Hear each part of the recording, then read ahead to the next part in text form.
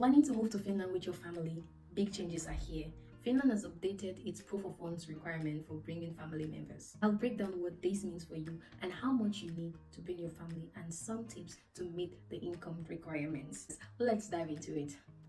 Moi, welcome back to my channel. In today's video, we're going to be talking about the new proof of fund, and as we all know, the proof of fund was changed from the 1st of September 2024. In this video, I'm going to talk about what the new proof of fund is for workers and equally for students. And now, talking about the proof of fund for bringing dependents, it is more or less the same thing. The first thing we'll talk about is what are some of the changes that has been made on the proof of fund, starting with the students. So we all know that before, the proof of fund for students was around 5,800 or 5,600, but now the new proof of fund for students has been increased or has been raised to 9,600 euros, which makes it a little bit harder for students to move to Finland. For workers, we're going to dive into it shortly, and while I'll be giving the new threshold for the proof of fund, please take into consideration your category, if you're a worker or if you are a student. It is important to note that the new threshold varies from area to area because of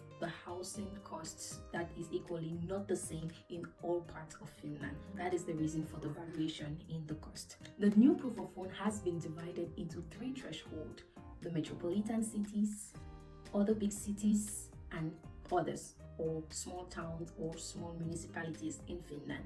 Now, when we talk about the metropolitan cities, what are they? These are cities like Espoo, Helsinki, Vantaa, and Kauniainen, something like that. Now, let's talk about the proof of fund for these big cities. So already for students, the proof of fund for yourself is 9,600, but the proof of fund for if you're coming to Finland for a good job, if you're just coming by yourself, you don't have any dependent, your salary is supposed to meet at least a minimum of 1,210, excluding the tax, or your salary after tax should be equal to this amount. And we'll talk about the yearly value. The annual value for this will be 14,250 euros. The next step, which is bringing family members or relatives. So it is important to know that bringing a first relative or a first dependent, which could be your spouse, and a second dependent, the amount is pretty much the same. So in this metropolitan cities, this one is both for students and workers. Take this into consideration. You will need to have an additional of 610 euro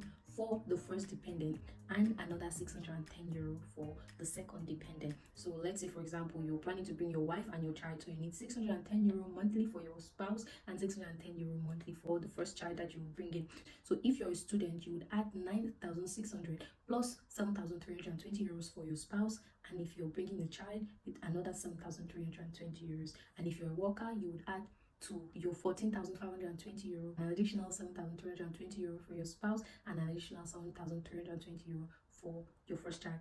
Take note that this is the annual value, but if you have to calculate this in terms of your salary as a worker, this will be 1,210 euro plus additional 610 euro.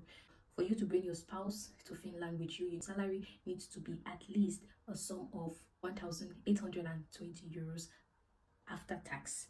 So if your salary does not meet 1,820 euro after tax, it will be very difficult for you to bring your family member if you're coming to work in metropolitan cities or big cities like Vantaa, Helsinki, and Espoo. Now, for bringing your child, which is the second dependent, you will need an additional 610 euros on your salary, which will amount to roughly 2,400 and roughly 30 euros for bringing your child and your spouse, that is two dependent. So your salary after tax should be a minimum of 2,410 euros. So if you do not meet this amount of money, or your salary is not up to this amount of money, it will be difficult for you to bring your dependent. So you need to take into consideration this aspect before planning to bring your dependent with you. The next thing is, if you are planning to bring the third dependent, maybe your wife and two children, then you need an additional money, and this additional money is 450 euro. You see, with this is already so much. But if genuinely you have this money as a student, or you have this money as a worker coming to work in Finland, you can bring your family member. But if you do not have up to this amount of money, then you need to think about it one more time. So now let's go to the second threshold, which is other big cities in Finland. Talking about other big cities, these are cities like Hyvinkää, Hämeenlinna, Joensuu, Jyväskylä, Puola, Kuopio, Lahti, Porvoo, Vasa, Turku, and all the other big cities in Finland. If you're within this category, this will be the proof of fund of bringing your dependents to Finland. First, if you are a student already, the amount is fixed, which is 9,600. But if you are working, your salary should be for yourself. Let's say you got a job in Vasa, or you got a job in Turku or Oulu. Your salary should be at least 1,090 euro after tax. You see that there is actually a difference. The previous one was 1,210 euro, but in other big cities, you have 1,090 euro.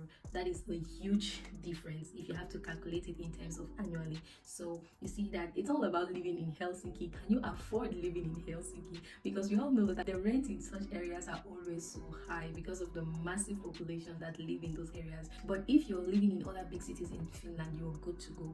The proof of fund is pretty much a little bit lower than what it is in the big cities. So now let's talk about the proof of fund for bringing dependent. First dependent is 550 euro, and the second dependent is again 550 euro. The previous one, it was 610 euro, and now it's 550 euro. We see a difference of about 60 euro, which if you convert this amount annually, it's really a lot. Take this into consideration when applying for schools, when applying for jobs. Do not just apply for schools and jobs without taking these things into consideration. Like, it may be hard for you to bring in your dependent. So now, what is the income requirement for bringing a third dependent, which is maybe a second child with you? If you're a student, you need 9,600 plus 6,600 euros for bringing your spouse, and another 6,600 euros for bringing a child. Now, for the third dependent, you would need an additional 430 euro, which annually would amount to 5,760 euros. So now let's talk about the third threshold, which is the small cities. So if you live in small cities like Kotka, Hamina, and other smaller cities in Finland, which are not part of the big cities, remember we have the metropolitan cities, other big cities, and smaller cities of other cities. So if you live in these areas, specifically these areas are really relatively cheap and affordable to live in. Why? Because of the low cost of rent in these areas, because there are lesser people in such areas, so the rent is pretty much affordable and cheaper. So eventually the proof of fund when you're moving to places like this will be way lesser, minimum of at least 1,030 euros, which will amount to a total of 12,360 euros annually. And now if you want to bring a dependent or two dependent, we all know that for the first two dependent is always the same amount. For the first dependent, it will be 520 euros, which will be an annual income of 6,240 euros. So if you're a student, you want to bring your family, you need to have 9,600 euros for yourself and 6,240 euros for your first dependent, and an additional 6,240 euros for your second dependent. So looking at this rate, it is very important for you to take into consideration the city where you got your admission or the city where you got your job. It will determine if you're able to bring your dependent in Finland or not.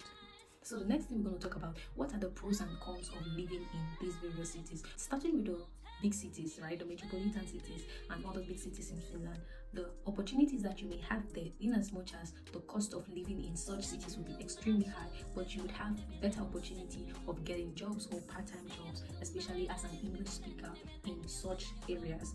Meanwhile, in other smaller cities, like the smaller cities where the income requirement is pretty much low, it may be a little bit challenging for you to get part-time jobs or job opportunities if you do not have the Finnish skill at all. So if you're planning to live in such areas, that is the smaller cities or the smaller towns in Finland, because of the income requirement, then I would say to take your Finnish skills seriously.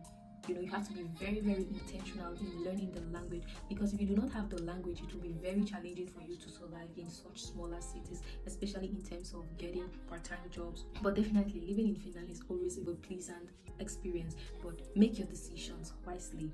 And also, talking about bringing spouse, bringing children and all the rest, for my part, I would say that if you have the opportunity, right, of bringing at least your spouse to Finland, it will go a long way to help you, in the sense that if you bring your spouse to Finland and you are a student or you are working, your spouse will get into the integration plan and start learning the Finnish language, and within 1, 2, 3 years they'll be able to get a job with the language that they have acquired in Finland.